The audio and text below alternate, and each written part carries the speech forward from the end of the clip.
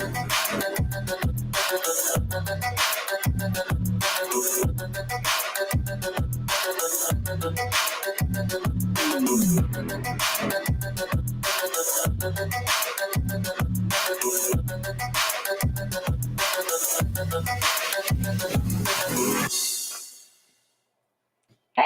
What's up, everybody? It's Chris and Kate. It's Geared Up. It's our weekly live broadcast where we talk about lighting, from gear to breakdowns to kind of like reviewing stuff, giving you lighting setups, having a good time, getting into lighting, talking about all that fun stuff. Today, I'm going to keep the introduction pretty short because the video that we pre-record is about 20 minutes. But it's all about seeing what you can get away with what piece of kit. So by kit, I mean an A2 or B10x is what we're comparing in the video today. And it's just to show you how it's I guess really to give you an idea of how much you can get or expect to get out of something like an A2 or a B10x. And that way you really have the option to be informed when it comes to what light's going to work best for you. And with that being said, we're going to go ahead and jump over and fire up the video for you guys to watch, where we talk about both of them. Kate and I will be here the whole time, and then when we come back, if you have any questions, we will answer those questions. I'm sure that we forgot to do something in the pre-record, but still, I think there's some good information. I think you'll see some stuff. We have the images also loaded up, so we can show you those after the video as well, so we can talk about that kind of stuff. So with that being said, let's fire that bad boy up. Here, let me grab this from you, and we will be rocking and rolling. What's up, party people? We are outside. Today, we're going to be comparing the outputs of the A2 and the B10X. Two lights that are pretty similarly powered, one being at 100 watt seconds, that's the A2, and a 250 watt second B10X, to show you what is the right kind of kit for pushing the limitations of each one of these lights, to kind of see if you can get away with maybe a smaller piece of kit like the A2 for your style. So if you want to run around, you want to try to keep it relatively lightweight, and you're wondering, can this light do the things I want it to do? Or if you need to bump it up a little bit more and go with something with a little more power, but still compact like the B10X. So, and again, we're keeping the plus out of this. Obviously, we're getting a whole another stop of light out of going with the plus. We're also getting a little bit bigger light. We're trying to keep it compact and powerful, and comparing these lights, pushing them to their limits, seeing what they can do. Let's go take some pictures. What's up, everybody? So we're out here in the middle of an open field, midday. Some of probably the worst conditions that you would find yourself shooting in order to see if we can figure out exactly how much juice we need in order to take a really nice shot in a situation that you could potentially find yourself in, something like this. So with that being said, what we're going to start off with is something that's relatively hard to do in open sunlight. We're going to use a soft box. So we're going to do this a couple of different ways. We're going to talk about using a soft box. We're also going to throw in a like the Magnum reflector. We have both the OCF. Let's see here. All right. We have both the OCF Magnum for the B10 to see if we need something like this to give us the amount of light we need, or we're going to see if we need something like the Click Magnum, in order to get some extra light for what it is that we may need to achieve out here. I think you're going to be surprised by some of the results, but I brought those here just in case we need to talk about them, in case we need to show them. But for the most part, I feel like a lot of people are always going to try to use something like a nice soft light, especially in a scene like this. We're going to be opened up quite a bit on the lens. I believe that I'm actually opened all the way up on this thing at 1.7. Let's just double check settings. Yes, so we're wide open on the lens, mostly because, one, we're in the middle of a field. It's not the most beautiful scenario. It's, we have a little bit of a green backdrop there. We actually have some construction cones right there. We don't want to see those things. So we're going to open up the camera lens to 1.7, and that's also going to allow us to push into high-speed sync ranges with our shutter speeds while bringing in the most light possible, which is going to help us out a lot here too. And we also put the sun. Yeah, position as far as where we chose the sun is to Kate's back. back. So we are getting a hair light, but the upside is her body is in shadow. So what that's going to allow for us to do is to use this as a fill. So the main light in this scene is the sun. And this is just going to be a fill light to bring those shadows up, to give it some more dimension, to make it pop. But yes, good point. We are facing back to the sun. So again, that gives us a nice clean canvas. So I mean, if you see kind of like with me standing like this, I don't know how easy it is to see this stuff, but from this direction, I'm going to start getting some shadows that go across my face. I'm wearing a hat, so it's probably a little bit harder to tell, but you start getting some kind of harsh shadows across your face. But as Kate turns this way, what's going to happen is all those harsh shadows are going to disappear. Her full body's going to be hiding the sun from the front side, and then we'll fill all that stuff in. So with that being said, let's take some shots.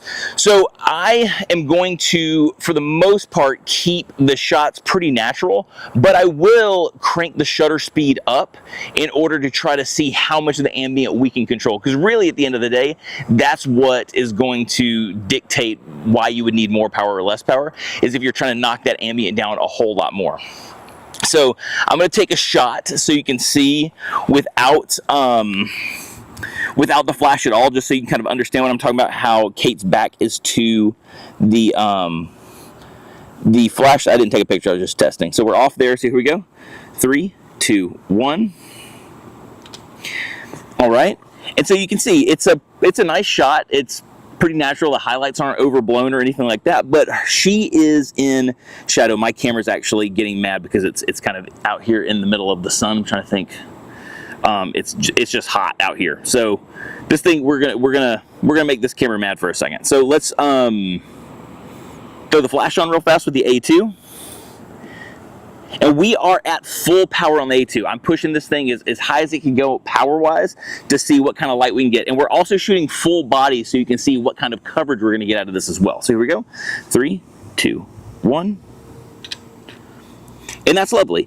At a full power with the A2 through a 3-foot octa, we are getting really nice, we're getting a really nice exposure. I'm gonna take this off and kind of set it in the shade while we're chatting for a second. So with this position, and so as far as we can tell with Kate, she's, what are you, about 3 or 4 feet? And you might be actually about 5 feet away from, she's about 5 feet away from the softbox. That keeps this out of the frame for us. So we have the softbox completely out of the frame. We don't have to edit it out or anything. We have it running through a 3-foot octa. This is the new Profoto Softbox 3-foot octa. We have the OCF 2 adapter, the Click OCF adapter for it. So we're using the exact same softbox, so you can compare this to that. So through the 3-foot softbox, double diffusion, and we have a really nice exposure on Kate. It's balanced. The background and the light on Kate are, again, pretty even, so it's not overly dramatic. So the next thing that we're going to do is I'm going to start turning that shutter speed up a little bit more and see if we can maintain that kind of that output that we need to fill in those shadows. I have a feeling since we're at 10, we're going to start losing that pretty fast with the A2. But that being said, if you're looking for something that you can, like a well-balanced shot with your flash and your ambient, it's a look that I prefer. I think it's a look that Kate also prefers. If you like that well-balanced shot, so far, the A2 through a 3-foot octa, midday, I mean, we're talking about 1 o'clock in the afternoon here. So it's pretty midday. So the A2 already, that's a win for the A2. So let's push that shutter speed a little bit more and see what happens. Again, we're shooting full body. You could easily go to more of a half body or more of a headshot style setup, like for a portrait.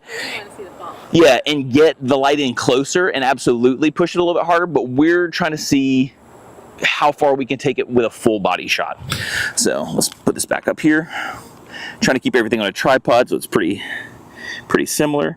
So just so you know, we were on that last shot, we were at shutter speed of 1250. So that's what's giving us that nice balance of ambient. So let's take it up to, let's start to push it at 2500 and see what happens. 3, 2, 1. So at 2500, we are getting some exposure on Kate's face. It is filled in, but we are starting to lose that power. I mean, it's something, it gives you something that you can work with if you needed to push that ambient down. But I would say that, you know, taking this up, what was this, another half a stop from where we just, no, it's probably another full stop from where we just were with our shutter speed from 1250 to 2500. We were able to get one more stop of ambient downward in a usable light. Again, we'll probably have to manipulate it a little bit in Photoshop or in Lightroom or Capture One or something like that, but it's totally usable. Now let's say we go up another stop, let's take it to 5,000 and just see what happens. 4,000 is as fast as I can go on this thing, so let's go to 4,000. So 3, 2, 1. So we're getting a touch of light on there, but it's definitely underexposed. So that's something to think about there. Now, if you absolutely had to, you could easily take the softbox off of the A2. So let's do that. That was easy. Super easy, yeah. No need for a second set of hands. So you can easily take that softbox off of that A2. I'm gonna kind of set this here and use it as shade for whenever I need it for my camera. And so now, generally your softbox is going to eat up, you know, a stop or two of light depending on how much diffusion you're using. So now at that 4,000th of a second, the fastest my camera can go. 3, 2, 1. Oh, hang on a second. Yep. All right. Here we go. Ready, Kate? 3, 2, 1. So we're getting a proper, it's not a proper, it's a little under, but we could go to a hard light setup with the shot on the A2. We could go, again, to something more of a hard light to get some more output. So let's see what happens now if we just throw the Magnum on there. Just to kind of pump up that light a little bit more. The thing that we're going to lose with the Magnum is a little bit of light spread, but maybe the distance will make up for it. So let's see how we're doing there. You ready, Kate? Yes. 3, 2, 1. There it is. And so with the Magnum, with the Click Magnum, we were able to make that light back up and we were able to get a proper exposure. It might actually be a little bit heavy on the exposure on Kate. So really, really good. I never touched the power on the A2. We kept it at full power the whole time from when we took the shot with the softbox to when we now are at the Click Magnum. So again, when it comes to the A2, we were able to get a proper exposure with a well-balanced shot. So again, ambient to flash, very well balanced, a really natural looking light. It's something that I prefer, honestly. A lot of people probably would prefer that look as well. Generally, when you hear someone say that they don't like photos that look too flashy, that's what they mean. They mean that, you know, usually that ambient is crushed and you can really just tell that the flash in the scene.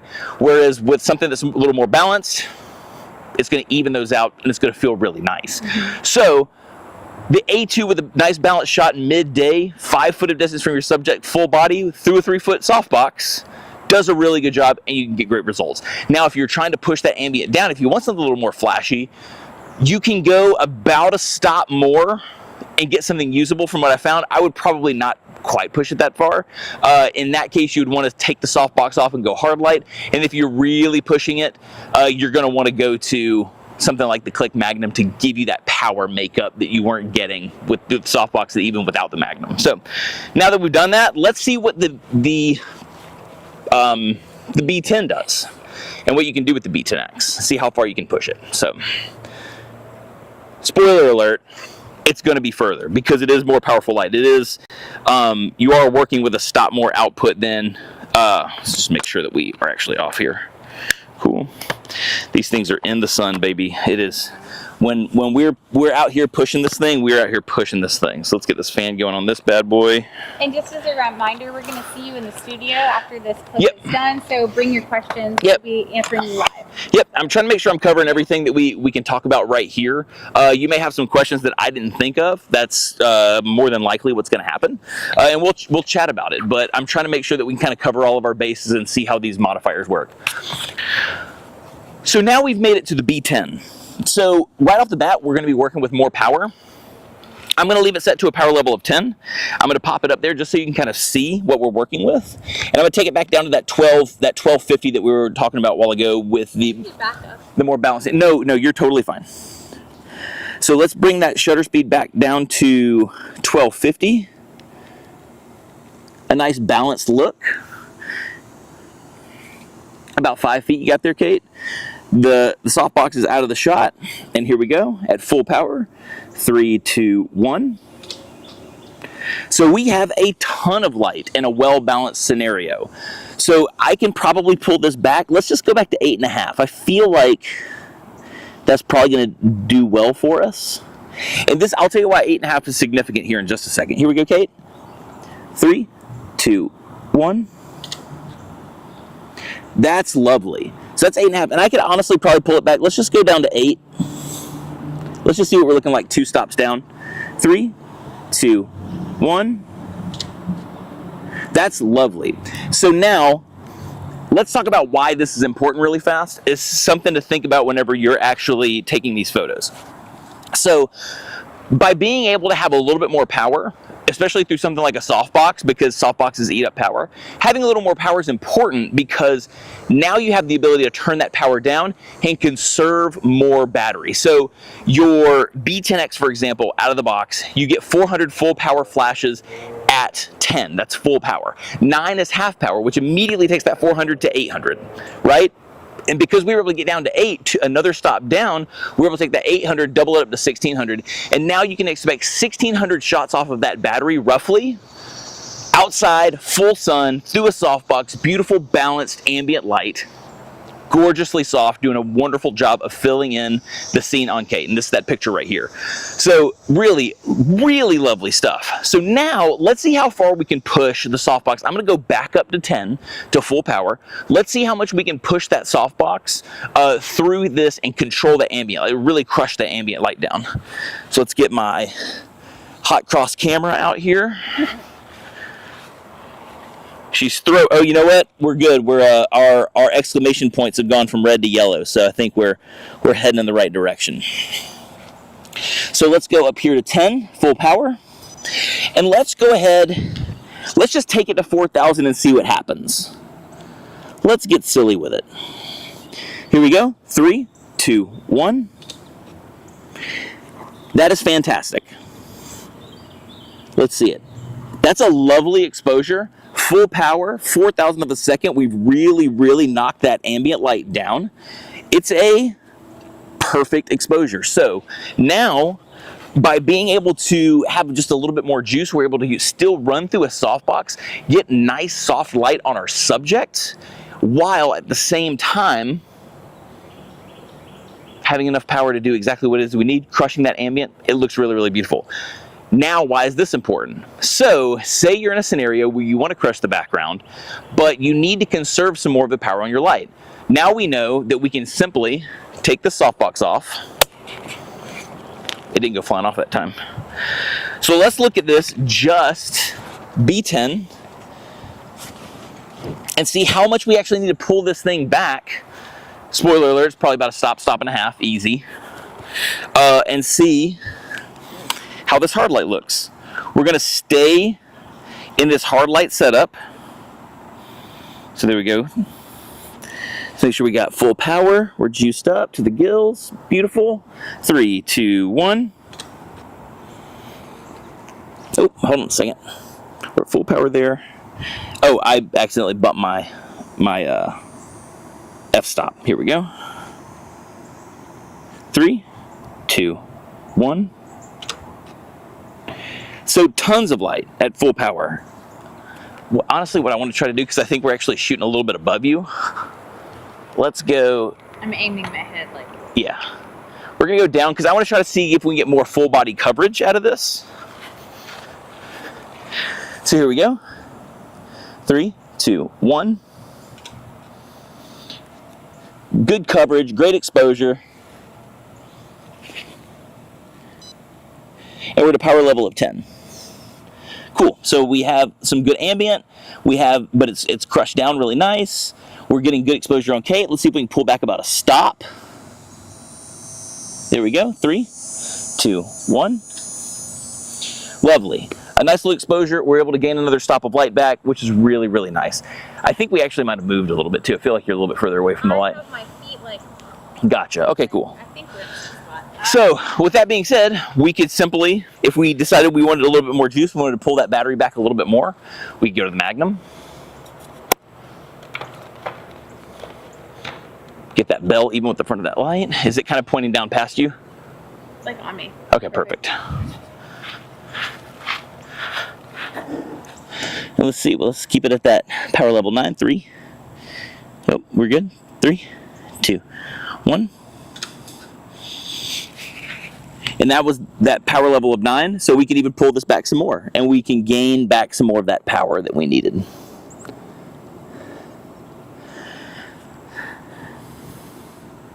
Three, two, one. Lovely. So essentially what we're doing here is we're figuring out how far we can push this light and why you would need the certain amount of power that you would need to do this stuff. So let's kind of review this and we'll call it a day out here and go back to the studio and talk about it. So what we found with the A2 is that if you're balancing your light out, again, it does a wonderful job through a softbox. You can use an umbrella, some sort of a soft light, but you could easily go through a substrate of some sort, a modifier to soften up your light with the A2 and get a nice ambient to light balance shot using the 100 watt seconds of the A2, so we're at full power. Now, once we start to try to crush that ambient light down a little bit more with the A2, we're gonna need to ditch the softbox because it just eats up too much light. And if we really wanna crush the ambient, we need to make sure we pick the right modifier, and in this case we went with the Click Magnum to make sure we were making up that light that we were losing by speeding that shutter up. So again, A2 through a softbox, as long as you're matching ambient light, you can do wonderful stuff with that flash. So you can keep your kit relatively small and honestly really compact too. We use the 3-foot Octa just for apples to apples comparison, but you could go with the Click softbox, have something that sets up really fast, the kit's really, really tight and compact, and have some really good stuff. With the B10, as you were expecting, you have plenty of light to do that stuff. So again, if you're going back to a well-balanced shot, you easily have enough light to turn down 2 stops and get almost 1,600 flashes out of that battery before you need to have to worry about having to change that battery out. So you could actually run around for quite a while with your B10. So if you find yourself in scenarios where you have to shoot a lot of flashes and you're out in something like this where it's really bright outside, it's a hot day, midday, you may want to opt for something more like the B2. Again, it's not that much bigger than the A2. B10, I said B2. The B10, it's not that much larger than the A2, but what it's going to provide you is more flashes per charge, and that could be a big deal. So if you don't mind having a couple extra batteries, the A2 may be fine, but if you're trying to keep your kit slim and you don't want to spring for a ton of batteries, having something with a little bit more juice to combat things is going to help out a ton. So with that being said, if you have any questions, we're throwing it back into the studio. We're hanging out. We can look through the images again, talk about this. See you back in the studio.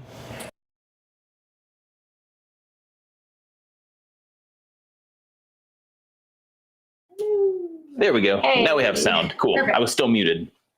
So pretty cool results, right? The A2, you can actually do quite a bit with.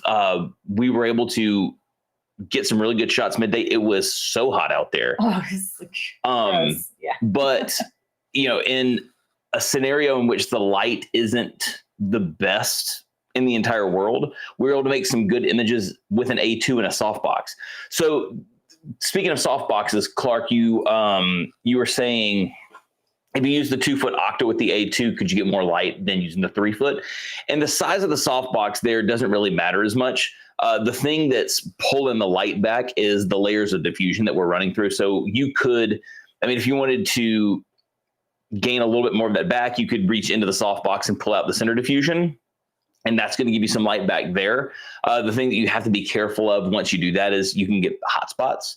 So we really weren't sure what we were going to produce with the actual. Yeah, the A2 of the softbox, we were we actually didn't think that we were going to get the image that we got out of it with, you know, with more of the balance setup. Yeah. So with more of the balance setup here, we'll put this up here. Yeah. I was really pleasantly surprised. I have them all kind of labeled. Here we go. Let's see. There we go. So this shot right here. So with the A2, just doing a nice job filling in and kind of matching that ambient. It did a nice job to the 3-foot octa. I don't think the 2-foot octa would have changed the light output, again, because it's more about the light running through the diffusion and the diffusion taking away the power. But the A2 does a lovely job. And, we were here in high speed sync at 1.7 on the f-stop. We had the shutter speed at 1250, I believe. And then we're at full power on the A2 through a 3-foot softbox, and it did a lovely job. So I would 100% say that if you wanted to keep your, you can hide the image. If you wanted to have the smallest light setup possible to keep your bag lightweight, make it a little bit easier to kind of always have good light with you, I would 100% say you can get away with, clearly you can get away with the A2. I would get A2, maybe the 2.3 or the 2.7 click octa, and run around with that thing all day long, and know you can make some really, really nice images. When we were first kind of testing with it and stuff like that before we rolled the video, I was a little concerned because things weren't quite lining up. Like it felt like I wasn't getting any light out of it, but kind of just kept playing with it there and tweaking it and kind of sorting through some of the settings. It started doing exactly what I was not expecting it to do, which is produce a really nice light. And then if you wanted to, like I said, I just want to show you so that was the balanced one. Then we have the is A2 octa. So here's the 2500. So that's the kind of the less balanced shot where we started to really push that. It's one more stop down. You can see, and granted this is maybe a hair contrasty, but you could come in here and you could manipulate this and use it in post. But straight out of camera, here's kind of that balance shot. So that's your balance shot straight out of camera. There's your, that's when we were able to take the shutter speed up to 2500.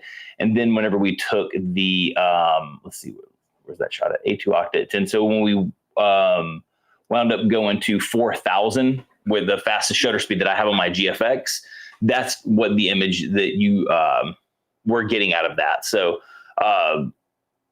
you could probably manipulate that in post. At least you have light on the face. Whereas if we would have went to that 4000 without any type of fill light, she would have been pretty dark. It would have been kind of an unusable image. So again, really, really impressed with the A2 through a softbox. And then with the A2 doing that kind of stuff with a softbox, going to something like going bare bulb, which is you're obviously going to make some power up there because you're no longer running through that diffusion that's eating up the light. And then if you really needed it, going to like the Click Magnum to give you, I think it gives you like 1.8 stops more light output. So it's pretty impressive. So you're getting almost 2 more stops of light, which takes that 100 watt A2 and makes it almost effectively 400 watts, which is kind of nice. So, which light is better? Which light's better? It's really, at the end of the day, when it comes down to this, it's 2 questions. How lightweight do you want to be? If the answer is very lightweight, then maybe you are cool with the A2 and carrying a couple extra batteries with you. The upside for the batteries, they're really, really tiny, like that big. There's like a couple of them sitting. There's like one right there. If you want to. Yeah, keep talking. Yeah. So you might want to grab a couple extra batteries. I mean, the batteries are super tiny. So it's really nothing to keep a couple of these in your bag. You're going to get like 100, 200 full power shots easy off of that battery. And the coverage is actually really good. Yeah. So for a full body shot too, we were able to get nice coverage top to bottom. Here, let me just pull it back up one more time just so you can see what we're talking about. So top to bottom, we were able to get good coverage. You can see down, I would use my mouse pointer, but you can't actually see it. This is the A2. Yeah, so this is the A2 with the balance shot. But if you kind of look down right above Caitlin's knee on her thigh, it's well balanced all the way down the dress, close to the feet. It does a good job of coverage. So, again, we were about 5 feet back. Yeah. And all those shots, you're able to do some really good stuff with A2. So again, you have to ask yourself, if you want your kit to be as light as possible and you don't mind carrying a couple extra batteries, the A2 is probably the move for you. That's if I'm being completely honest, I keep an A2 in my bag all the time. I have a little slot next to my lenses just for it to slide in there, and I have the Click Octo with me all the time. Granted, I generally don't shoot in full sun situations, so I've never really pushed it like that before. So yesterday was really about like getting into a scenario where it's going to be hard to overcome that stuff, and the A2 was really, really surprising. It handled it. Do you want to pull up a B? Yeah, so the B, let's see, the B10. Here's the B10 at in that same kind of balanced setup. Let me see.